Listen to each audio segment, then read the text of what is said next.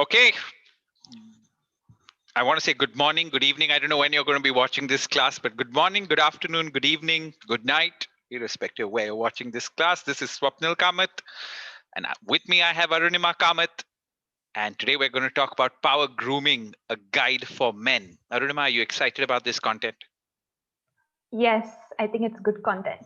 It's good content, right? For years, we've actually trained thousands of people on the subject of grooming and etiquette. And though the content that we've put together has always been good, I really like what we've put together for this class for the students of our communication coaching program. And I'm sure this content is going to help them a lot. Um, when we talk about the when we talk about power grooming, we are talking about grooming in the context of work, grooming in the context of formal wear. And the reason why we're doing that is because the domain of casual wear is extremely wide, and each and every person, in a way, has their own style, could have their own eccentricities, could have their own quirks in terms of what they like wearing in their personal lives or as casual wear. So we're strictly sticking to formal wear for this particular session. Okay, so let's roll. What does being well groomed mean? Being well groomed means having a neat, smart, and pleasing appearance, keeping the current culture and organizational context in mind. Right? So again, we're talking about workwear, formal wear. And what current culture and organizational context in mind means is that, as you would know, um, in today's world, different organizations have different preferences, or different allowances in terms of what their people can wear at work. If you're working for a consultancy, like one of the big fours, or some of the other top consultancies, but if you're in that kind of a business, more often than not, they expect you to wear formal wear to office. But if you're working for a young startup, where most of the people in that organization, if they're not client or customer facing, a lot of the startups are okay with people wearing casual clothes or non-business or non-formal clothes, even to office on a day-to-day basis. It's not just Friday, right? So that's what organizational context means. What we're telling you is formal wear, business wear, but each and every organization could have something different that you have. There could be, of course, specific work related attire, like lawyers or counsels have a specific work related attire that they need to adhere to, especially if they go to court. And even various professions, like we've discussed in our class on influence as well. Pilots have a certain professional attire to wear. People from the armed forces have a certain attire or uniform to wear, which serves a certain purpose, right? But we are not getting into all those things. We're strictly talking about formal workwear. And being well groomed means neat, smart, and pleasing appearance, keeping the current cultural and organizational context in mind.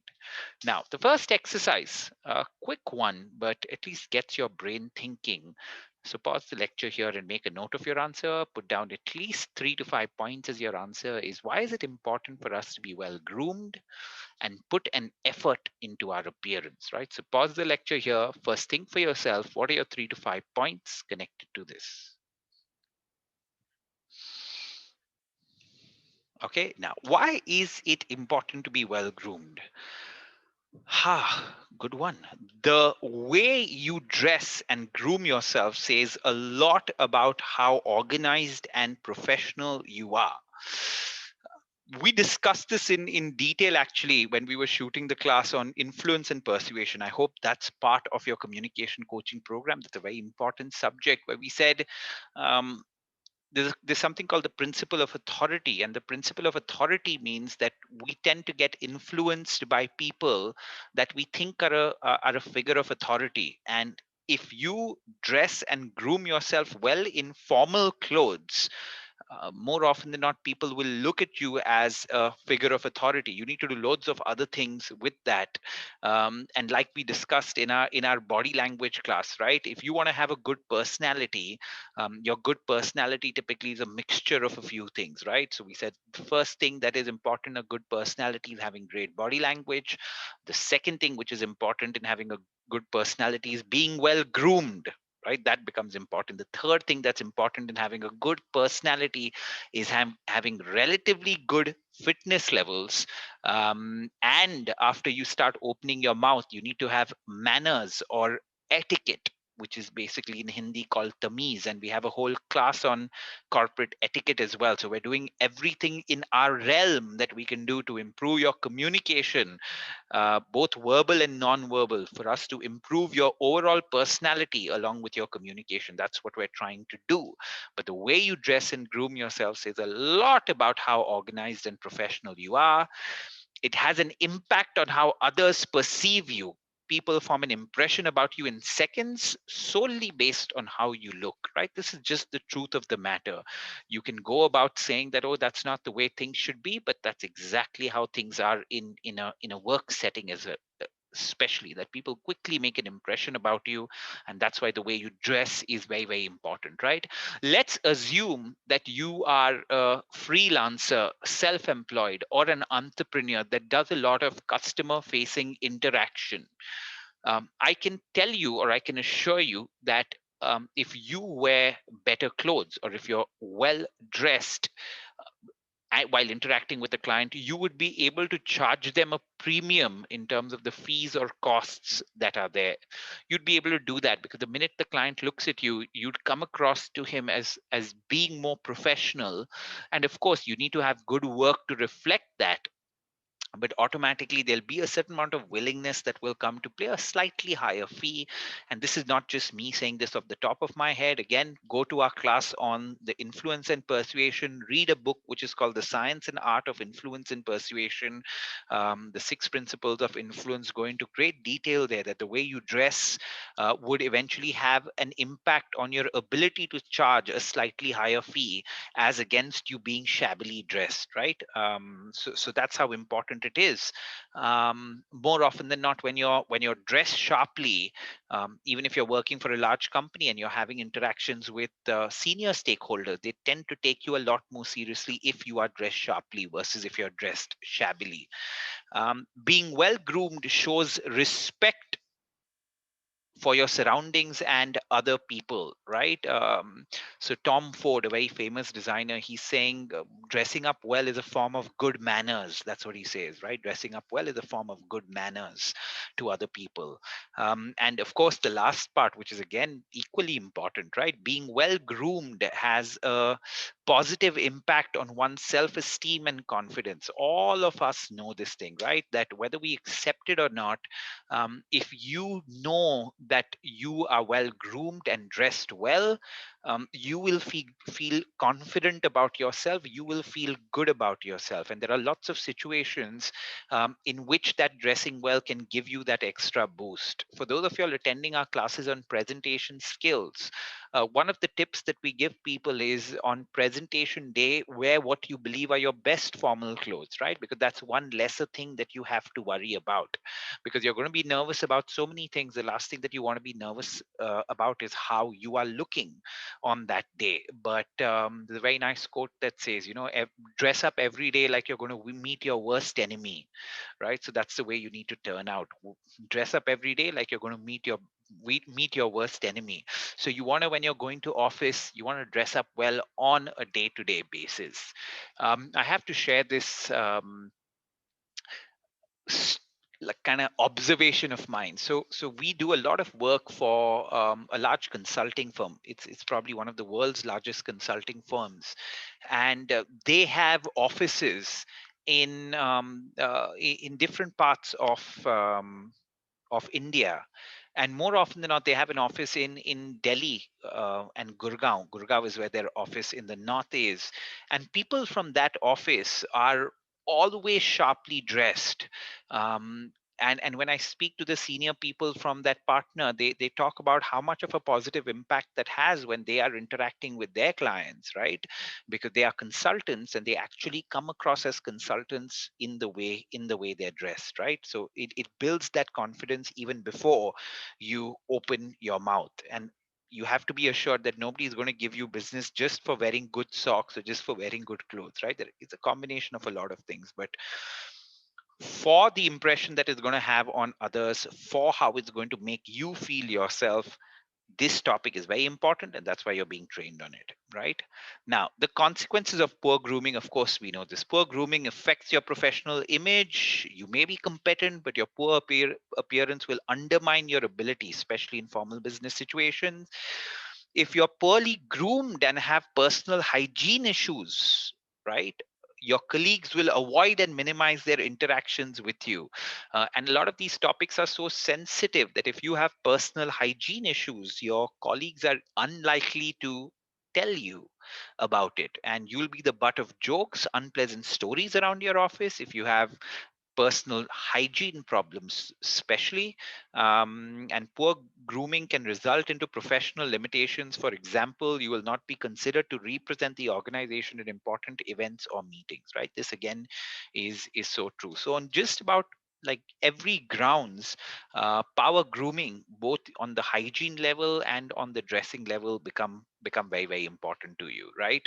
I have although we're a soft skills training company, and I'm the CEO of it, you'd expect like all the 70, 75 people who are in our office to be dressed really well. But that's not the case. And it's not important for every role in our organization, because a lot of the people that are there aren't client or customer facing. So for us, it doesn't make that much of a difference as to how they're dressed. We ask them to wear what they want to. But of my customer facing team, I know one person, one business key account manager that's in spite of us repeatedly giving him the advice, doesn't dress up to the mark.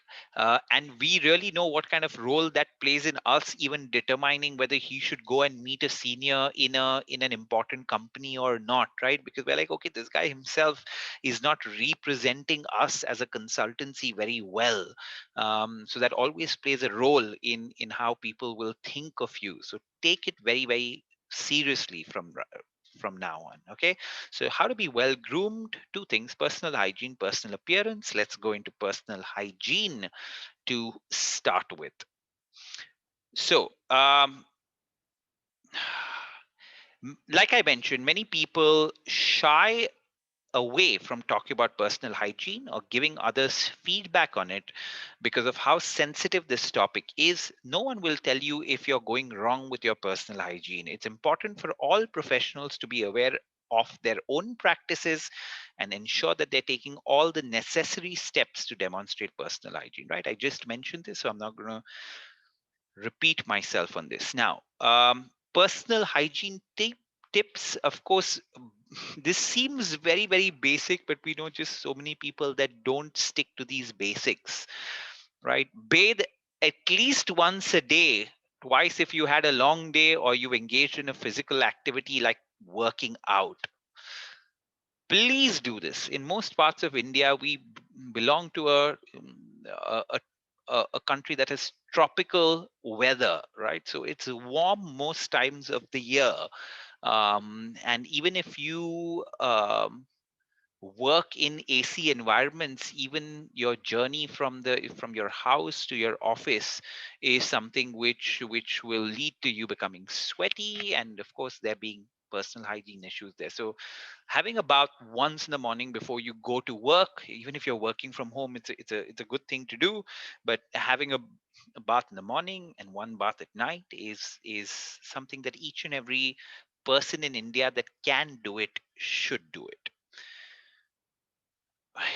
Yeah, personal hygiene has such a big impact on your personal life as well. Okay, and I don't want to get into it in this lecture because this is strictly on the business side of stuff, but you know what I'm talking about, right? Don't be unattractive to your significant others to start with, right? Don't be unattractive to them. Shampoo your hair at least twice a week. Yeah, I think that's twice or thrice a week is what you should do. Make it a routine to wash your face in the afternoon so you feel and look fresh, right? So I'm somebody that has very oily skin. So like almost throughout my life, I've made this a practice that come afternoon, as soon as I have lunch, I will always take soap. And people find it very funny because I carry my own little towel and I have my own soap. And then every afternoon, I will ensure that I kind of soap my face and wash my face because it makes me feel fresh after I've had a meal in the afternoon. And yeah, you look and feel fresh as a result of that. And this simple practice is something that each one of us can do, right? And that'll make you feel good. Oral hygiene, along with brushing in the morning and at night, scrub your tongue. That is very important. Use mouthwash, especially after lunch, to keep your mouth fresh. Now, if you get like small little bottles of mouthwash, Listerine is something which is pretty powerful. But for those of y'all who go to office, the very good practice to carry one of those bottles if you want to use your mouthwash then. Alternatively, use mint or Listerine strips during the day to avoid bad breath, right? So this is the mouthwash that we're talking about. If you want to like carry a small bottle of this to your office, that's great. Or these are like fantastic, right? This is something that I use, and this thing is so easy to even carry in your wallet for that matter, right? Even in like men's is that small that you can carry it then. Otherwise, if you've already started going to office right now, you can keep something like this in your office. But I would always recommend, I recommend this extremely highly, and you can order it off Amazon like right away. And it's very, very effective, right? Okay, now body odor. Don't skip on deodorant, or more importantly, an antiperspirant roll on, especially in Indian weather. So, this is again a topic, a pet peeve that I have with people. They don't know the difference between a perfume, a deodorant, and what role it's supposed to play, right? So when it comes to your armpits, you use an antiperspirant roll on. That's the best thing to use.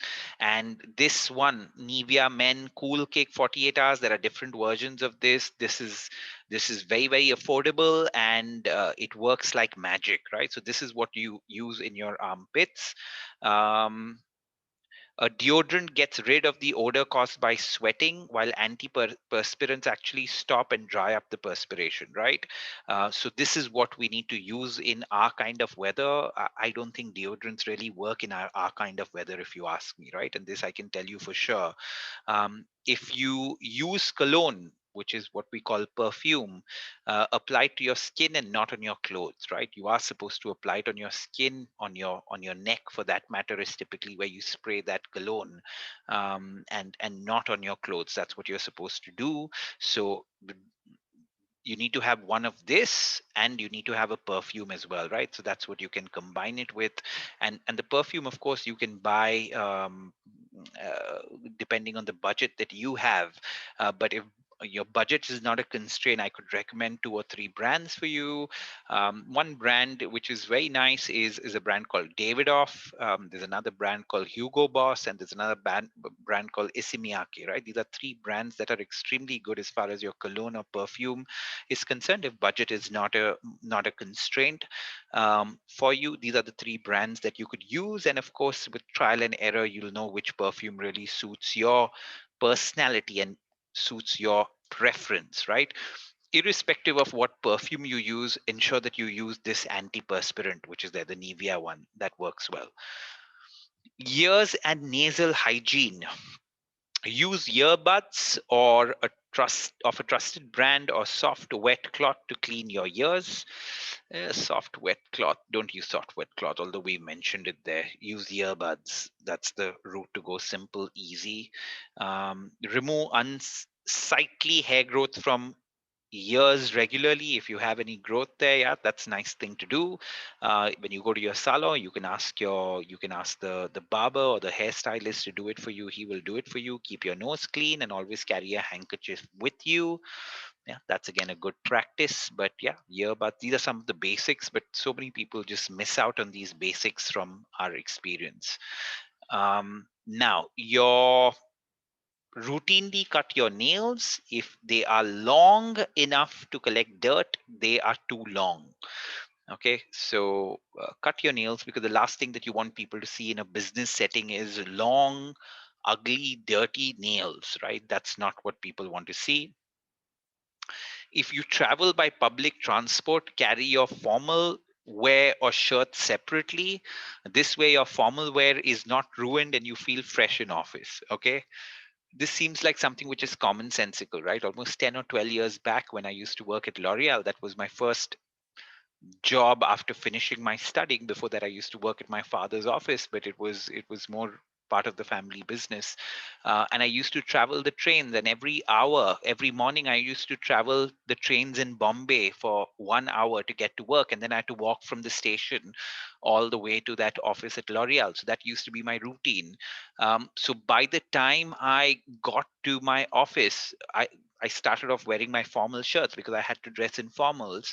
And so by the time I got to my desk in the morning, my shirt in a way used to be drenched with sweat, because I'm walking in the heat from the station to the office, which was just about a 8-10 minute walk. So it wasn't too much of a walk, but I was in the train again for an hour. So after a week of doing that, I realized that that's really stupid, because that's then the shirt I'm wearing through the day, and that wouldn't make me feel good. So I started a simple practice of, I used to carry a bag, so I would just kind of fold my iron shirt and put it in the bag, and wear a t-shirt while I would travel. I wouldn't have, I'd wear, of course, my formal pants, but I'd wear a t-shirt on top of it. And then I'd go to office, and then I would change into my formal shirt. And of course, in my office, I'd kept my perfume, my deodorant, I used to wear a lot of hair gel then, which is not a very good idea.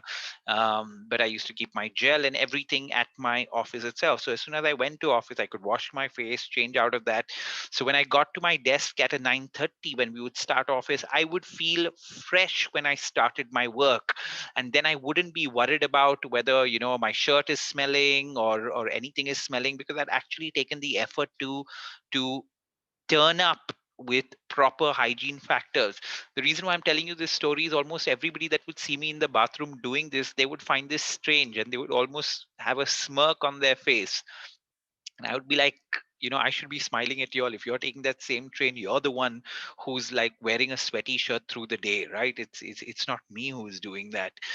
So everybody finds such kind of simple things strange. But I would really recommend, if possible, if you use public transport, to actually do something like that, because you will feel good through the day, right? So carry a small vanity case with you in your bag, or keep it at office, which includes a small tube of face wash or a soap, wet wipes, a bottle of cologne or deodorant, and a bottle of mouthwash, right? So keeping this in your office is good practice, right? Because again, like we mentioned right at the start, if you have poor personal hygiene, you're likely to be the butt of jokes. You're likely to have people talk behind your back and not really address it with you, because it's such a sensitive topic, right? And that's why you need to be highly self-aware, to ensure that you're not putting yourself into such situations, right?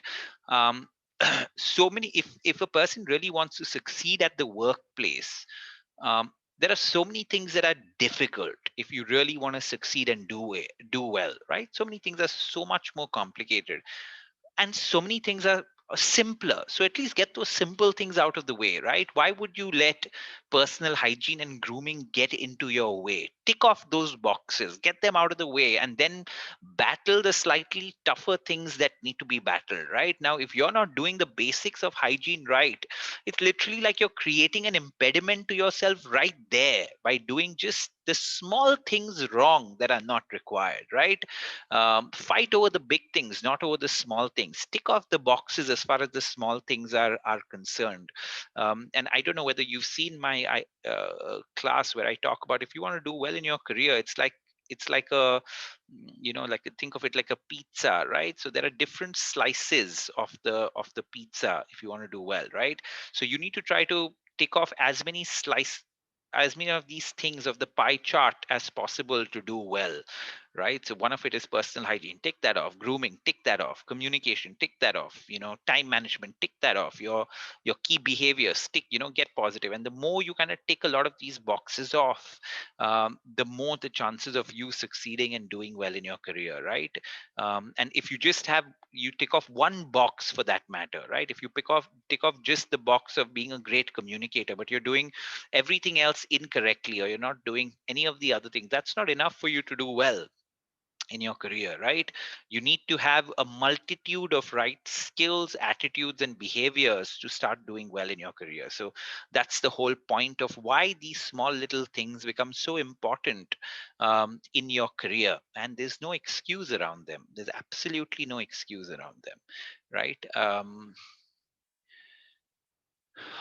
Yeah, I the point that I mentioned earlier about the freelancers and the self-employed, right?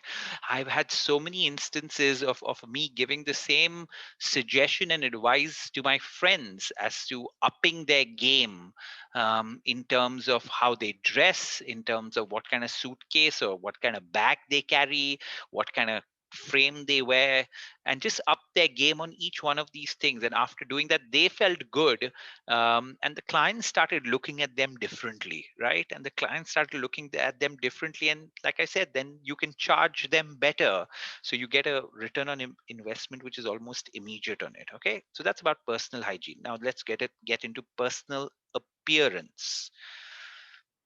Okay, personal appearance, the 4 A's of dressing well. Okay, number one is authentic. Wear clothes you feel comfortable in and which match your personal sense of style. Don't wear something just because it's fashionable. You will not feel and look confident in it. I think this is very, very important, that you wear something that you're comfortable in at all points of time, and it needs to kind of match with your personality. If it doesn't if the way you dress doesn't resonate with you in a way, you're not going to feel comfortable in those clothes, and then that is quite obvious to people, right? So ensure that you do that. Number two, the second A of dressing well is appropriate. Your choice of outfit should match your surroundings, the setting, occasion, or and venue. I think most Indians are pretty familiar with this, right? Where most of us are not caught dead. If we're going for an Indian wedding, we will wear Indian formals. We know that. Um, we won't wear casual clothes. So I think in India we're pretty tuned to doing that. But yeah, ensure that you're dressing for the occasion or dressing according to the setting that you're in.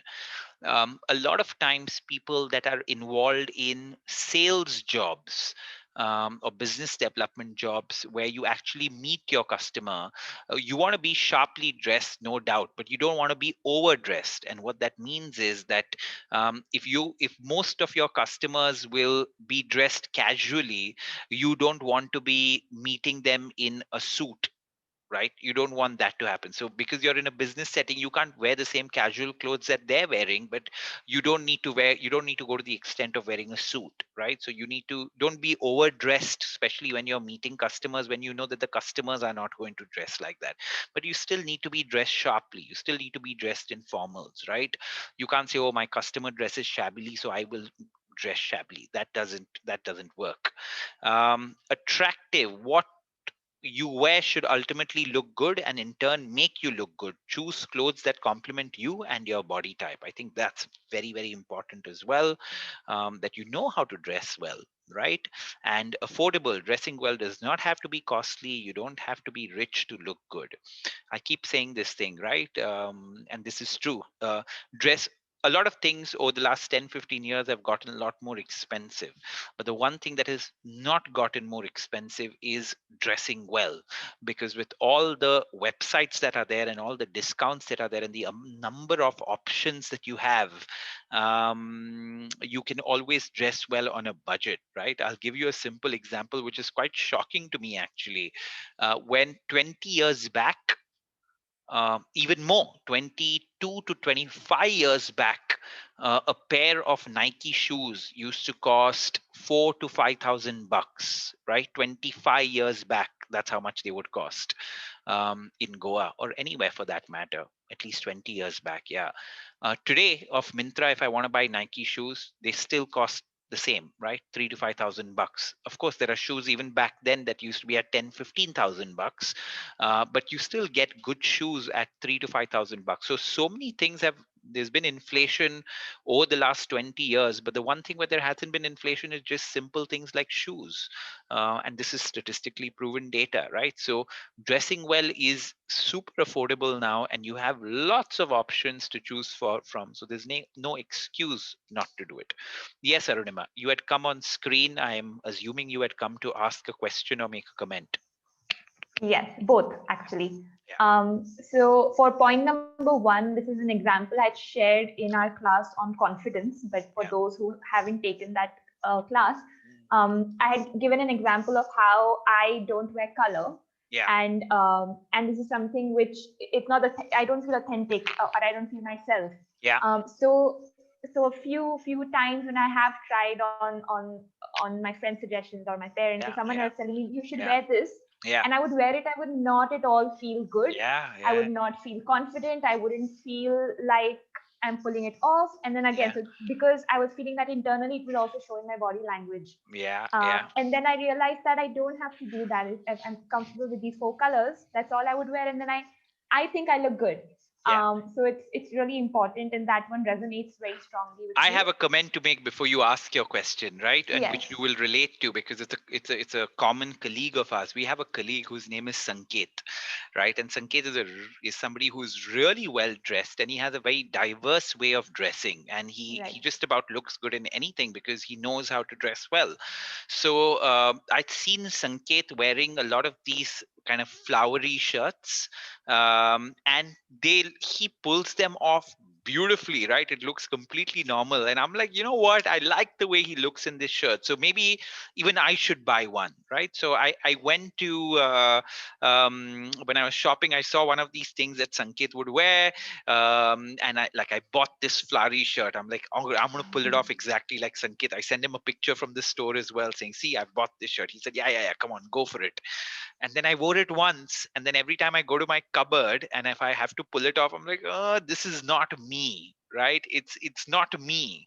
I'm just trying to Correct. be Sanket, but I don't have probably Sanket's swagger, right, to carry that thing off. So I'd be like, no, I can't wear it. So that's what would happen. And then if I wore it once and I remember how I felt through the day, I felt uncomfortable through the day because I knew it wasn't my style of dressing. So that's what authentic really means, right? I feel when I wear these Nehru Correct. coats, right, I feel Absolutely. amazing when I wear them because it's so me. It's my style of dressing. I love wearing Nehru coats even above suits and all other things, right? Because it's Indian, and I like Indian formal wear.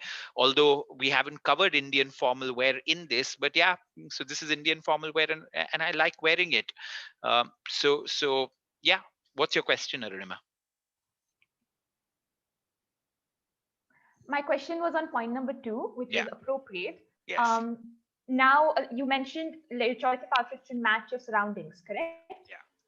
Let's say if you take work better, for example, our company where we dress in a very casual manner on most days. Yeah. And if you go for an interview at such a place, Yeah. and you know that this is a company that dresses casually, now are you supposed to dress casually or are you supposed to wear formal? No, when you go for interviews, play it safe because you don't know who you're meeting. And you may have heard that a company has a culture of probably wearing semi formal clothes or even casual clothes for that matter in office. Mm-hmm. But you don't want to take that risk when you're going for an interview, right? So I would Okay. recommend wearing formal clothes in almost all interview settings, is what I would recommend to people because there are some things which are just immediate mental impressions that you make on people, and one of those things are that when you're wearing casual clothes and going for an interview, maybe somebody will mistake you for being casual in your attitude. And even Right. within that company, you don't know how many rounds of interview you're going through, you don't know which kind of people that you're meeting, so just play it safe and wear formal clothes is my Okay. recommendation to people. And then of course when you go into that setting, you realize what the culture is, you realize what is expected of you, you can ask the Mm-hmm. HR, ask the people around you, and then you get a lay of the land in a way, right? You get a Correct. feel of what's happening, and then you can dress according to that. Yeah, makes sense. Yeah, that makes sense. Okay, now let's get into fit of clothes, because I think fit of clothes is something which is very important. Um, let's get into collar fits first. The correct collar fit is when you can comfortably insert two fingers inside your collar without having to struggle. If you are struggling, then it's too tight for you. If you can insert more than two fingers, then the collar is too loose for you. Now, this kind of collar business is more often than not, you'll button your shirt up like this only if you're wearing a tie, right? But as a matter of fact, you can also determine a lot about the fit of your shirt based on how the collar fits, right? So that's another good indicator. If you can put two of your fingers in it once you button it, that means it's fitting you relatively well, the entire shirt. But at least when you're putting a tie on, keep this two finger rule in mind. Now, a lot of people don't do this. Okay, they don't do this, and I'll tell you what happens. And if they have to wear ties, they're uncomfortable through the day, and then what they do, which is a terrible thing to do, then they will release this thing and they'll wear the tie which is like falling down like that, right, with this being unbuttoned, because that it's so tight for them and they're so uncomfortable, so that they open this up and then you have a tie falling like that. That looks awful, and that makes you look silly, and that makes you look totally unprofessional. So in a situation, if you're ever caught in a situation where your collar is too tight, please remove your tie and unbutton this thing, but don't unbutton this thing and have that tie hanging there, right? That's a terrible thing to do in formal settings. If you do that post work, or if you're going to grab a quick meal after work with your friends, and then you want to release your tie, that's very different. I'm talking about formal business settings here. So that's one of the terrible things to do, so don't do that at your workplace, right? So ensure that you check this collar fit that you have. Now, shoulder fit. If the seam line fits where your shoulder ends, then the so this is the right one. Then the shirt fit is right for you. If the line falls before your shoulder ends, the shirt is too tight for you, right? So you'll get that. If this should end exactly at where your shoulder falls, right? That's where it should be. If it comes too much on this side, the shirt is too tight, and then this happens as well, right, to your shirt. And if this happens where this comes all the way down here, this is again a terrible fit which is there, right? So again, keep this fit in mind, which is perfect. And I know just so many people, so many adults still dressing like a lot of our parents generation used to dress their kids, right? So they'd get really big clothes for them, saying ki bada to ho hi jayega na, to abhi bade kapde pehen le. And all those kids used to wear those huge clothes that would fit poorly for them.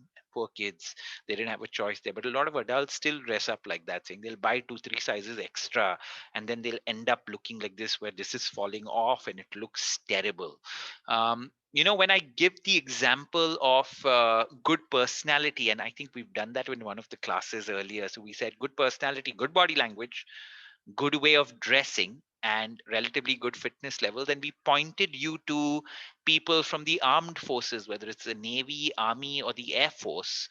And you will see that all of them wear uniforms that fit like this. Right? That's how they wear their uniform. They're always well fitted uniforms. You'll never find a person from the army dressing like this, or even dressing like this for that matter.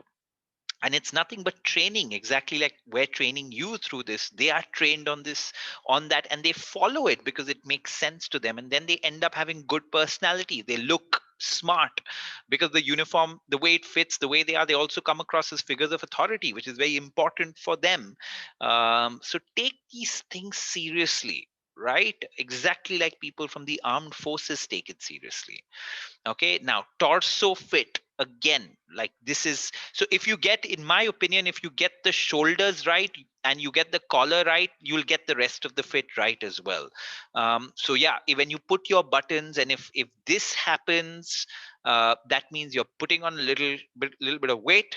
So until you lose that weight, please lose the shirt, right? Lose the weight. Until then, lose the shirt. So don't say, no, no, no, it's inspiration for me to lose weight. When my shirt is like this, I get inspired, because when I look into the mirror, I see my banyan or the belly button, I don't know what, and it's just improper, stupid things to do, right? So don't do that. Lose the shirt till you lose the weight.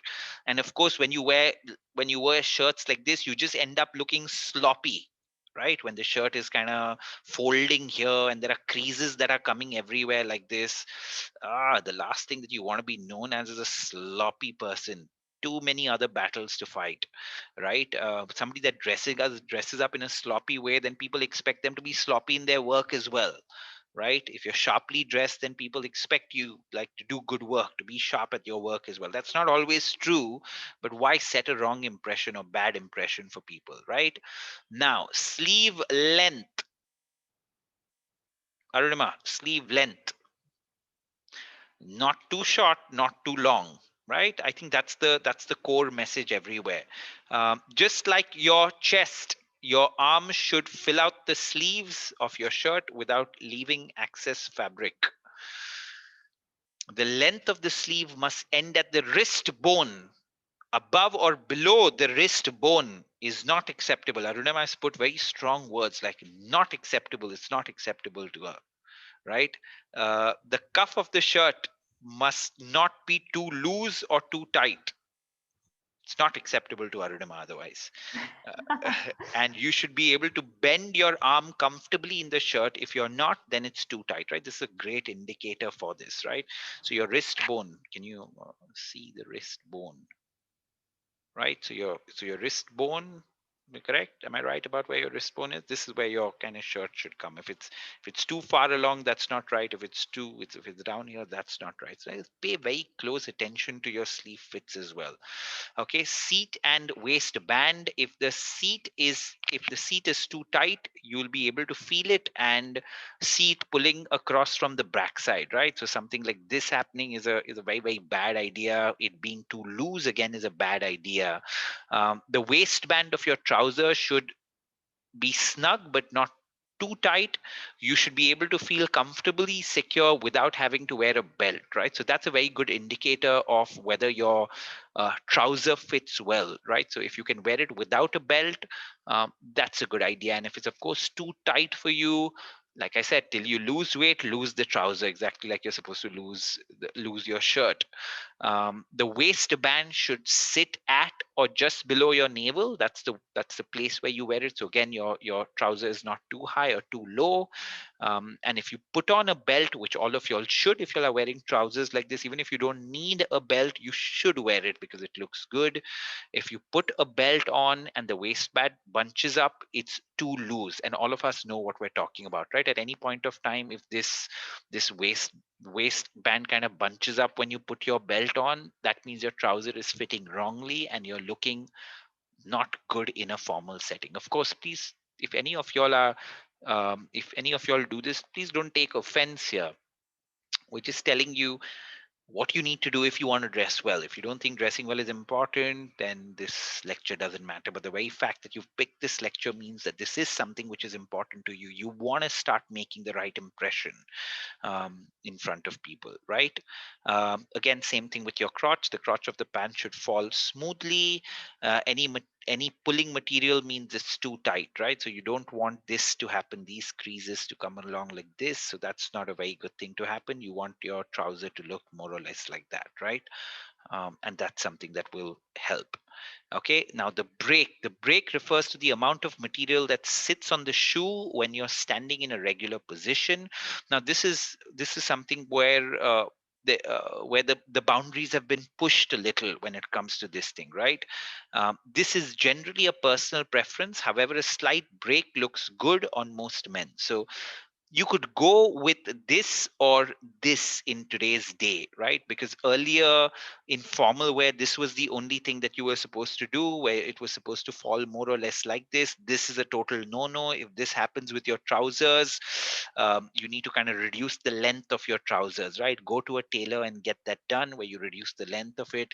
So otherwise, this is where a little bit of it falls on it is something which is okay.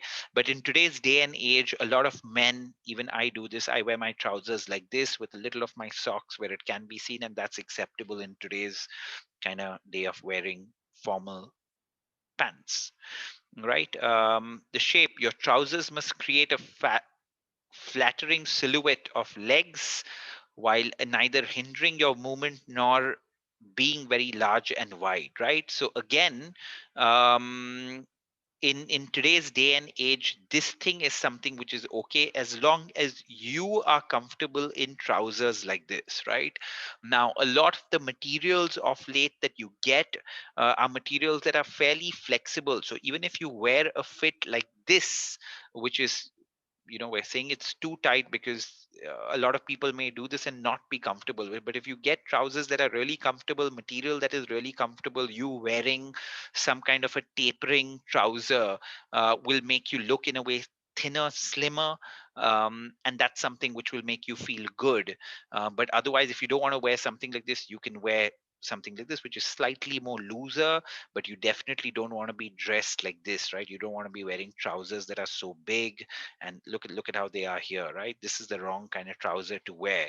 So yeah, so one of these things are okay as long as you're comfortable wearing these kind of trousers. You don't want to get uncomfortable at any point of time, right? Now let's go to colors and patterns. Okay, a solid colored shirt always pairs well with a solid colored trouser. Solid colored solid shirts also pair well with pinstripe trousers. Okay. Always wear a dark shirt with light trousers or vice versa. So if you look at this, you're wearing a light shirt here and you're wearing dark trousers, or on the other side you could wear a dark shirt and light trousers. So that's something that could work as well for you. Pattern shirts must be paired only with solid colored trousers, and we'll show you a few examples of this thing for you to kind of remember each one of these 4 points, right? Now, look at what's happening here. Combination of light blue shirt with dark blue tie. So this is light, you combine this with this dark one, right? Again, the same thing here. So this is light. Here you have somebody wearing dark trousers, a combination of a light pink, something which is light on top, and dark here, right? In this case, this is a solid. There are no stripes. The trousers are solid again. Again, you have a solid shirt, solid trousers, solid shirt, solid trousers, right? So all these three gentlemen are relatively well-dressed gentlemen, and they're combining it. Arunima, would you like to add anything here, or should I go on? No, I think you can go on. Okay. Now, these are examples of dark shirts over lighter trousers, right? Just the opposite. So you see a dark shirt here, solid shirt with solid trousers and a light color, right? And you see that same combination that all of them are working. So even this works relatively well, all the three things that they're wearing. Now, this is the thing that we were talking about. Examples of wearing pattern shirts over solid trousers. This is what you should do. So if you're going to wear a checked shirt, so this is checked shirt, you're supposed to wear them on solid trousers. Okay, and again here the shirt is a light colored and this is dark colored, so that rule persists. The same thing here, these are stripes that you're wearing and it's light in color, and you're doing them with solid trousers and dark colored trousers, and he's of course doing the same thing. He has stripes, it's light, and this is dark and solid. So the thing that you're not supposed to do is, which looks really stupid and silly when you're wearing it, you don't have stripes like this that you have here, and then you don't have a trouser which is striped as well, right? You look more or less like a clown. The only time that you can do that is when you're wearing a suit where your suit is like striped, and even more often than not, that doesn't look that great too, right? So if you wear again a checkered shirt like this, and if you wear checkered trousers as well, that is something which is a no, right? If you do that. But if you do something, if you wear checkered shirt, wear a solid kind of trouser with it. If you're going to wear stripes, wear again a solid trouser with it. That's something that looks good. Okay. Make sense? Okay, cool. Now, tip: when going for a lighter checked or a patterned shirt, choose one dark shade from the shirt and match your trousers with that, right? That makes sense. Okay, if you look at this, this is a nice kind of dark blue trouser which is solid, dark blue, okay, and solid. And if you look at this shirt, it has a dark blue element in it, right? You can see that. So that's what you're supposed to take, like one dark element for that from here, and then you match that with your trouser, and that's a really good look that you'll get when you're dressing up. Now, it doesn't need to match perfectly, right? So you don't need to check the color palette and say, oh, is this the exact blue? None of us have the time to do that. But that's a good tip, a pro tip for you of how you can match stuff. um, yeah, this is something that you could avoid, right? Avoid outfits with the same tone throughout, or too close make you unnoticeable, right? So look at this. This is something which is a look which is a no no. Now, some of y'all could say no, but I like it. Cool, wear it then, but it's not going to look nice to most people if you do that. So this is something that you want to avoid. So this look is so much better than this look, because the entire thing is the same tone of dressing. This is something which is dark. This is something which is dark too. So that's why it doesn't look good. So this is again colors that you can combine. And if you want to, you could actually pause on this screen. Arunima, are you going to give them a guide that has all these things? Yes, they'll get a detailed guide. You're going to get a detailed guide. So you don't need to take pictures at this point of time. You will get a detailed guide here, which you can use as reference. But now look at this. If you wear khaki shorts, you can combine them with all kinds of dark colors. And, very strangely, the only color that would work well on this khaki, which is not dark, is white. White and khaki would still look very well. And this kind of gray, right? So it's very close to this white. So again, that would look quite nice. But ideally, even I wouldn't go with gray. I'd go with all these colors in white. They look good on khaki pants. Almost any color goes well with black pants, right? So that's the beauty of having black trousers. So you can match that with anything. Again, with cream trousers, you can go with all the dark colors. That's the perfect way to kind of match them. Again, if you have gray, all the dark colors is what works. And white, again, white is another thing that goes with just about everything. So that's the beauty of that color. And of course, navy blue, you have these dark colors, and navy blue again is one of those colors, like your jeans, right, are navy blue. And you can combine a black t-shirt with that, with your blue jeans. You can combine almost any color with the blue, navy blue kind of color, right? So you have quite a wide kind of spectrum of things to go to. But if I were to wear, again, navy blue, more often than not in formal wear, I would choose lighter colors to go with on top, exactly like the example that we showed you earlier. So that's how I would combine them in most cases. Now, ties. The first thing to understand in ties is the length. Again, this is wrong, this is too short, this is wrong, this is too long, and this is where your tie should be. The appropriate tie length is the one where the tip of the tie, is where the tip of the tie reaches the belt, your belt buckle, right? So that's the perfect length of the tie. Don't do either of these things, please. They look terrible, right? They make you look terrible when you do that. And of course, you remember what I told you about of the neck. When this is too tight, you tend to loosen your tie up, and that looks terrible again.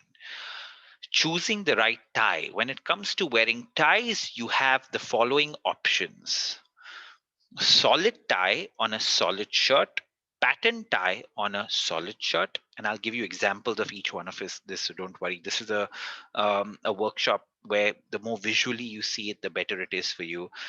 A solid tie on a pattern shirt and a pattern tie on a pattern shirt, right? But when you see it, you'll get a better idea of this thing. Solid tie on solid shirts using contrasting color combination. Simply put, contrast means opposite. Two colors from different segments of the color wheels are contrasting colors. For example, a red or burgundy tie on a blue shirt, or a navy blue tie on a pink shirt. Okay, I know we're trying to explain the technicality to you, but hold on. I know this is not making much sense to you, but when you see the examples that follow, you'll get a much better idea. Use similar color combinations. Choose a solid tie, which is a dark variant of your shirt. For example, a navy blue tie on a light blue shirt, a purple or burgundy tie on a pink shirt, a black tie on a gray shirt. Okay. Anyway, I'm going to go on with this. If you're wearing a shirt like a solid white or a solid light blue or pink, you can pretty much wear anything on that, right? So this is a good combination. If you're wearing white, the beauty of wearing white shirts is you can wear any tie on that, right? So these are great examples of what you have. You have a light colored shirt, which is a solid white shirt, and then you can wear a solid tie on it. In all these three cases, you have a light shirt, okay, and you have a dark tie, and this is the perfect combination, right? That's why white is such a valuable thing to have in your wardrobe. This is gray, and this is again black, so you have a lighter color shirt and a dark tie that you're wearing. Okay, now solid tie on a pattern shirt or pattern tie on a solid shirt. Okay, now let's look at this. This is a good combination, right? What have you done here? You have a checked shirt, and then on that checked shirt, what you wear is a solid tie. Here again, you have a striped shirt and you're wearing a solid tie. Now, this is the thing that we learned earlier, right? So, exactly like you pick up one element of this shirt and you try to match your trousers with that, you can take one element of this shirt, which is the dark blue thing, and you can match your tie with it as well, right? So that would be a good combination where your trousers matches with one element of the shirt which matches with the tie as well, right? That's a good combination. Now look, the same thing has been done here. There is one element of the shirt which is brown, so this tie is a brown tie, and ideally the trousers here, if they were kind of this similar color of brown, that would be a good combination, a good thing to combine it with, right? Alternatively, the now this is like you have really small checks here, and if you have really small checks here, it's almost like a solid shirt. In this case, you can wear kind of this pattern of a tie, it'll look good. Here you have a solid shirt, of course, a solid light shirt, and you're wearing a kind of, I don't know, a dotted tie in a way, right? So you're wearing that, and that again is a good combination. So all these combinations are quite nice to wear. Okay, here again, you see a combination pattern tie on a pattern shirt, right? But you vary the pattern type, which means that if you look at this thing here, this is, you have stripes that are happening here, but the tie that you're wearing is a polka dot, right? So you're not wearing striped shirt with a striped tie, exactly like you're not supposed to wear trousers which are striped. If you're wearing a striped shirt, don't wear a tie which is a striped tie as well when you have a striped shirt like this. Now look at what's happening here. This is again a plain solid shirt, right? And you're wearing a nice polka dotted dark tie. So this again combination looks good. This is light, this is dark. This is stripes and this is polka dots, right? So that's how you're drawing a contrast. You see the same thing happening here. This is a light, this is checks, right? Now this is primarily dark and it's got like stripes across it, so that's why this combination again will look good, right? So look at the combinations here. In simple words, this is what you're supposed to do: light shirt, dark tie, checkered shirt. Take one element of this and match it with your tie. But checkered shirt, you can wear a solid tie, or checkered shirt, ideally wear a kind of, if it's especially big checks, then you wear a solid tie. That's the ideal one. But if the checks are a lot more smaller, in that case, you can also combine it with a tie like this, right? With not too many stripes, but just a tie like this would help. Yes, Arunima, you've appeared on the screen. Yes. So, like you've mentioned and you've already covered, when you're doing pattern on pattern, the first tip that usually most stylists suggest is don't have the same pattern, right? Mm, So, like you've shown it right over here, where you have the checks and then you've got stripes on the checks and you've got sorry, stripes and you've got the polka dot. The mm, second one, I came across like an interesting tip in case you ever forget in terms of the size. They said that think of it like building a fortress. You always put your bigger, stronger guys at the front and your smaller guys at the back. mm, So your bigger, bolder print should be on your tie, which is right in the front, and then the mm. smaller print should be on your shirt.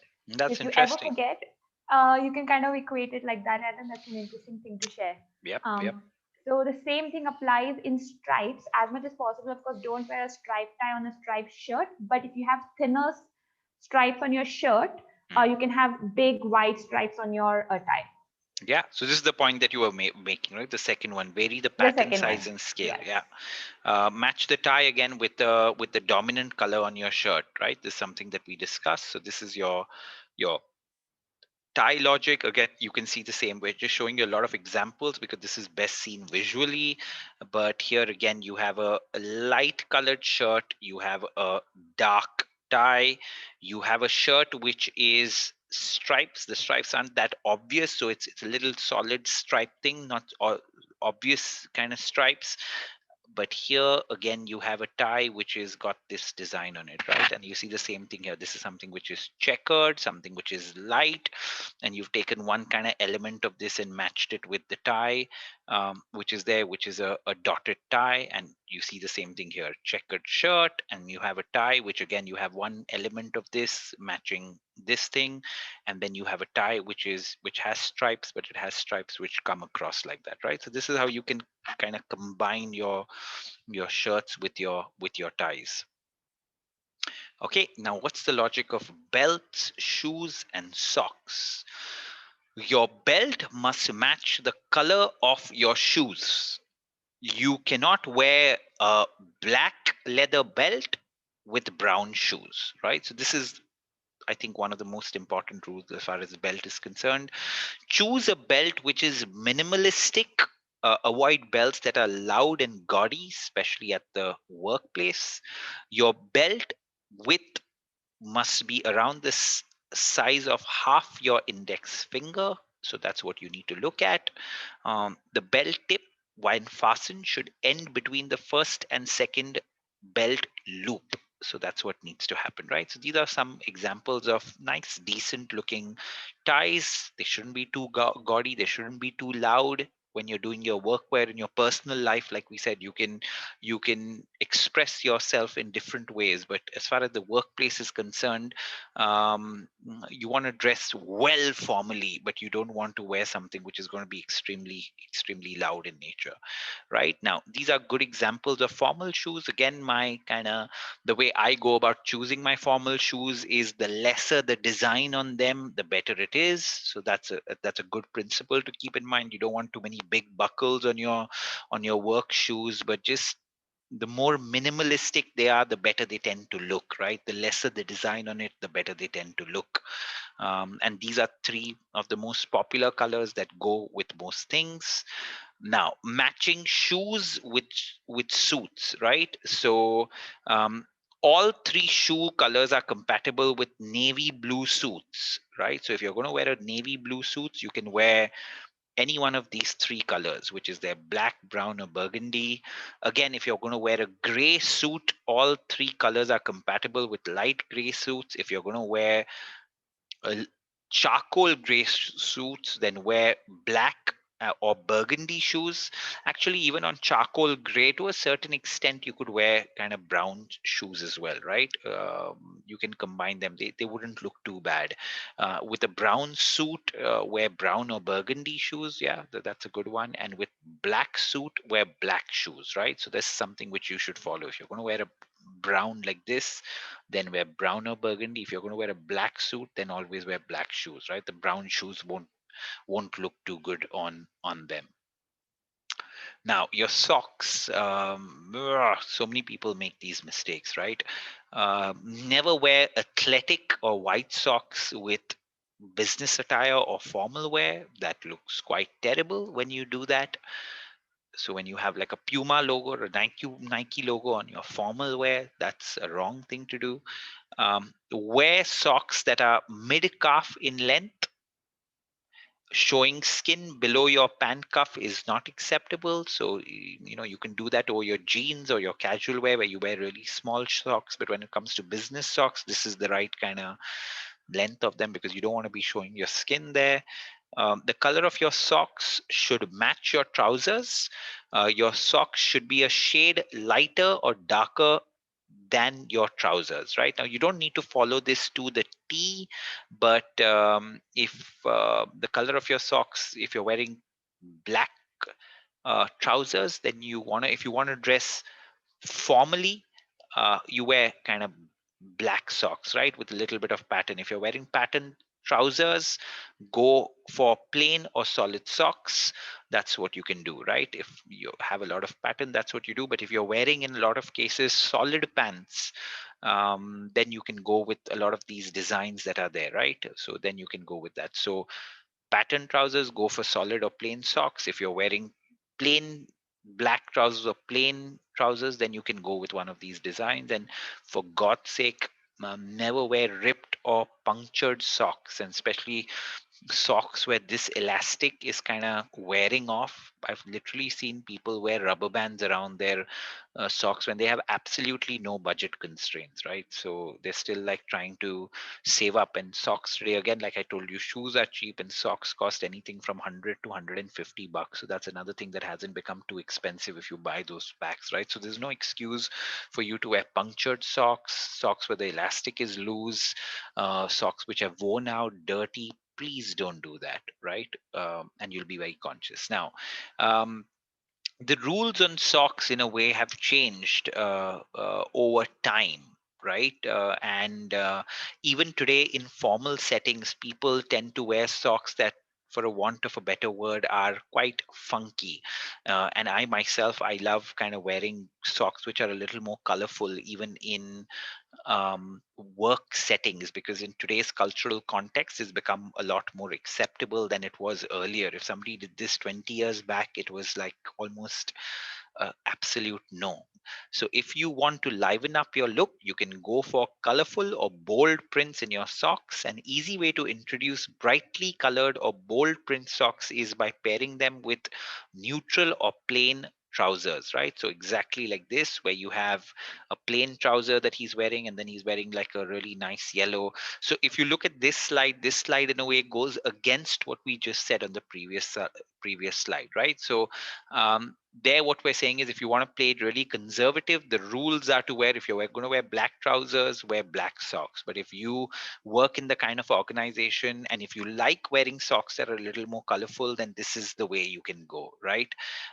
Alternatively, start with pairing such socks with your jeans or casual outfits to build your comfort. It becomes more acceptable to wear funky socks with fun prints to wear. It's becoming more acceptable for this to happen. So yeah, so this is something that you do as per, the kind of company that you work for, the job that you do, and your comfort in the end, right? We keep insisting on, you need to feel good while doing it, so you don't need to do it while everybody else is doing. I find these socks quite exciting to wear socks like this, so I wear them myself.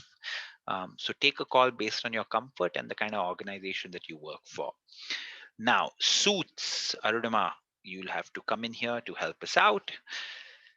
Shoulders, right? So again, the logic with the fit of the suits is that the same logic that we have when it comes to shirts, that your suit needs to fit right here.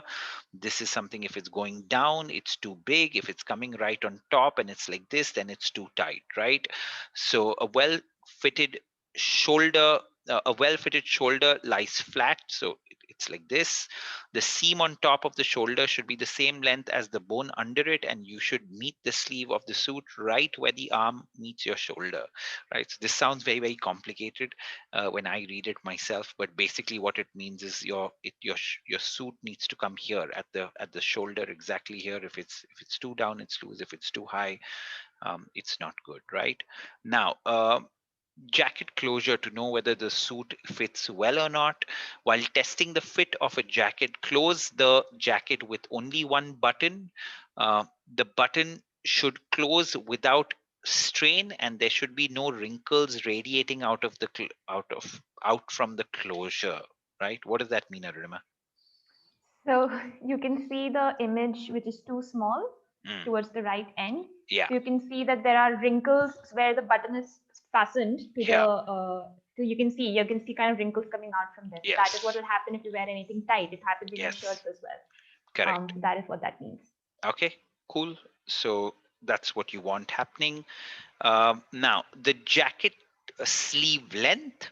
Um, about half an inch of the shirt cuff should be visible beyond the jacket cuff, right? So you need to have a little bit of your kind of, this is a good length where a little you can see a little bit of your shirt coming out. So then you know that your jacket length is good on the sleeve. This is something which is too short where you'd see so much of your shirt. If you can't see anything of your shirt and your sleeve is coming down like that, that is too long, right? So this is the basic of your jacket sleeve length when you try your suit on, or if you need to alter your existing suits, do this. Jacket length: a good suit or sports jacket should fall past the waist and drape over the top of the curve formed by the backside, right? So again, this can't be too much on top. That's something that doesn't look good. It can't be too down below, right? So it needs to be right at your backside. Where your backside ends is where your suit needs to end. Am I right about that, Arima? Yeah. Just, Right? yeah. Right there. Okay. Your jacket collar should rest against your shirt, right? So this is a good thing. This again is not a good thing when there's space here. It bunching like this is again not a good thing. So this is your perfect fit of your kind of jacket collar. It should come right on top of it. Your collar, if the collar is too loose, there will be a gap where it's flopping back on your neck. A tight collar will create bunching and folds just beneath it and often wrinkles the shirt collar underneath it as well, right? When you have something like that. So that's the fit on the suit. Tips to remember while putting on a suit: when in doubt, opt for dark, solid color suits. Black, gray, or navy blue suits work with most shirts, right? So yeah, this is something, if you want to keep it simple, this is the rule to keep in mind. Match a dark colored suit with a neutral shirt and a dark colored tie, right? So look at this. You have blue here, white shirt, which is safe, and a tie like this, right? Dark colored. Consider lighter, solid color suits for pastel shirts and dark ties. Avoid pairing a patterned suit with a similarly patterned shirt or tie. The most common suit pattern is pinstripes. With such suits, avoid striped shirts or ties, especially if their stripes are vertical and thin. Again, we're just explaining it to you. We'll show you a few examples. Right, so ensure your shirt collar is always tucked into the lapel of your suit. Your shoes should always complement the color of your suit. Yes, Arunima, would you like to add I something just, here? yeah. So I just thought I'll explain what the Yes. lapel or lapel is. Yeah. It's this part. So Yeah. I'm not wearing a shirt right now, Yeah. but your collar should fall under this. It should not be sticking out from here. You mean this collar? The your shirt collar, Your shirt collar. Yeah. yeah, it should not be above the lapel or lapel Okay. of your blazer. It should be Correct. inside it. Correct. Cool. So that's what you need to do. I hope that's clear, ladies and gentlemen, to you. Um, yeah, so these are some good examples of your shirt and suit combination, right? So here you have, this is the safest thing to do, where you wear a dark colored suit, you wear a light shirt, and again you have a tie that kind of matches that thing, right? So here you have, look at the combination here, which is a very good one. You have a solid suit, right? You have a solid dark suit, and this, of course, your pants should be the same. So you have a dark suit, you have a light and a solid shirt that you're wearing, and here you're wearing a striped tie, right? And this striped tie has elements of this in that, right? So it's matching really well. Here, this is, look at this here, right? So here, this is a solid suit, right? Worn a he's worn a striped shirt.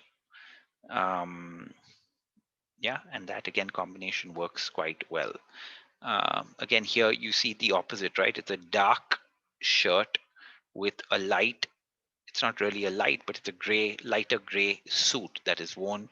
This again is a safe combination to go for, where you've worn there's a big check, okay, big checked suit, right? You have a solid colored, solid and light shirt, and you have a tie that is, you have the small dotted tie which is going, right? So that's again a good combination that you're wearing. Yeah, so these are a few examples of a good suit and tie combination. Okay, with that we come to the end of this session. Yeah, put down your 5 or at least 5 takeaways from this session and discuss your 5 takeaways with the coach. I hope you've learned a lot from this session, because it's a session that is extremely specific in the knowledge that it's giving you, and it's going to really help you. Now, what's the mini project? Arunima, would you like to explain the mini project to them? Yeah, sure. They'll get a detailed actually write up on the mini project as a part of the learning resources. But what Yeah, we're expecting them to do is click 5 pictures of themselves in outfits that they would wear to work. yeah. So I think 3 to 4 of them could be your regular office wear, and one could be a slightly more formal version of it if you have to wear it for a special occasion.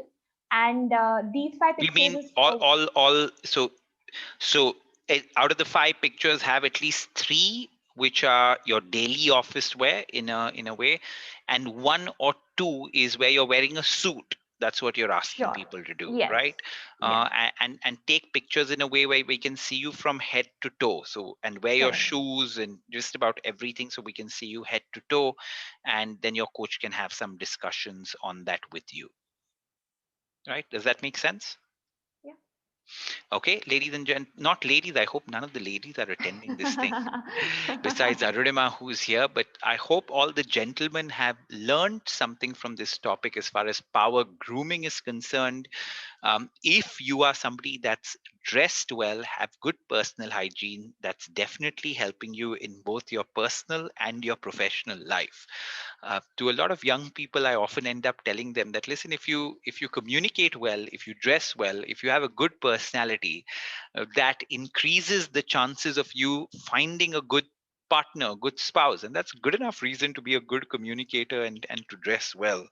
And I also tell the slightly older people that are married already, I tell them, if you communicate well, if you dress well, that increases the chances of you retaining your existing spouse, right? So whether it's about acquisition or whether it's about retention of potential partners and spouses, I think your ability to have good personal hygiene and dress well, that is always going to give you an advantage. Please take the effort towards it, right? A lot of us, we give too much importance to the way a person l- looks, and when I say looks, I mean the face, right? And I think what's far more important than what face you are born with is how you go about grooming yourself, how you go about developing your personality, right? And you already know the combination of what is required to develop that personality. So concentrate on the things that you can do, and don't concentrate on the things that you can't change much. And of course, the way you will look also will depend so much on your fitness levels, right? So that again plays a big role in it. So yes, ladies and gentlemen, I hope gentlemen, I hope you've enjoyed this session, and I hope that you're going to take a lot of things back from this session. If you have any questions beyond what the coach can answer, you can always shoot us an email, and we'll be glad to reply to you. And you'll also get a very nice guide from our side for this subject. So just in case, you don't need to go through the whole lecture again for you to pick up some tips from this thing, because the tips here are very specific, right? We're saying, okay, dark shirt and then light trousers, and this is what you can do. So that guide will really help you kind of read through it and also revise your knowledge on this topic. Okay, thank you very much. See you soon.